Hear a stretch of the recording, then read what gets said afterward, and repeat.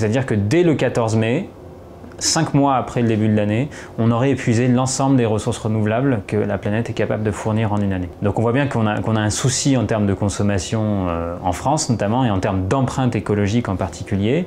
Cette empreinte écologique en France, elle est principalement due, encore une fois, aux émissions de gaz à effet de serre.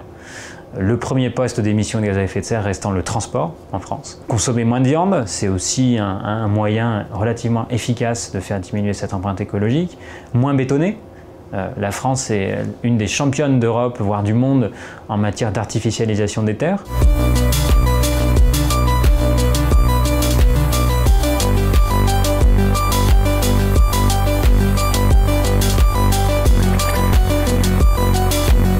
La Mongolie, c'est un peu particulier parce que c'est un pays dans lequel les habitants, d'une part, ne se chauffent qu'au charbon, mais c'est aussi un pays assez particulier puisque le régime alimentaire en Mongolie est extrêmement carné, donc comporte énormément de viande, et cette viande est produite dans les steppes mongoles. Il faut énormément d'espace pour nourrir ces animaux.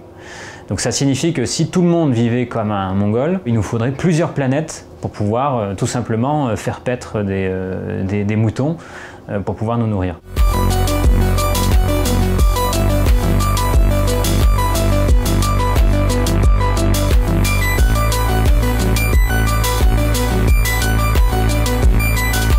La Suède a encore une empreinte carbone relativement assez élevée par habitant, de par les déplacements de ces populations, de par aussi la production d'électricité. Donc il y a une forte proportion de renouvelables en Suède, certes, mais derrière, on a aussi beaucoup de centrales thermiques qui tournent pour pouvoir générer le reste de l'électricité.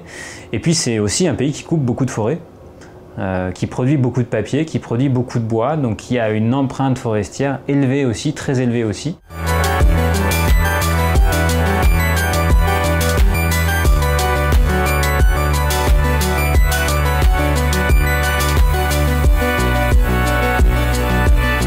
On vivrait presque dans les limites d'une seule planète.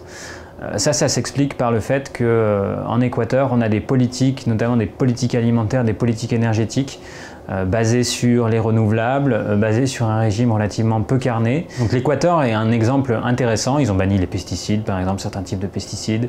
La déforestation a été freinée de manière drastique aussi en Équateur. Donc ça peut être un exemple à suivre sans être un pays sous-développé où on a une malnutrition rampante et où on a d'énormes problèmes.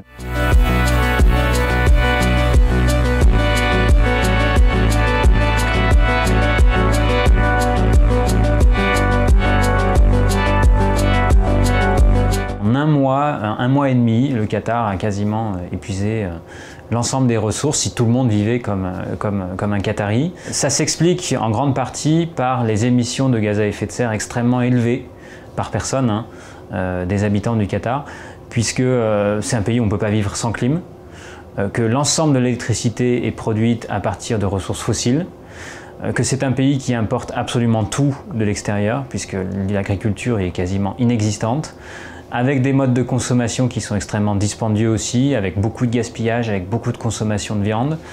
Donc tout ça, quand on l'additionne, ça fait qu'on a un mode de vie qui génère une empreinte écologique extrêmement élevée.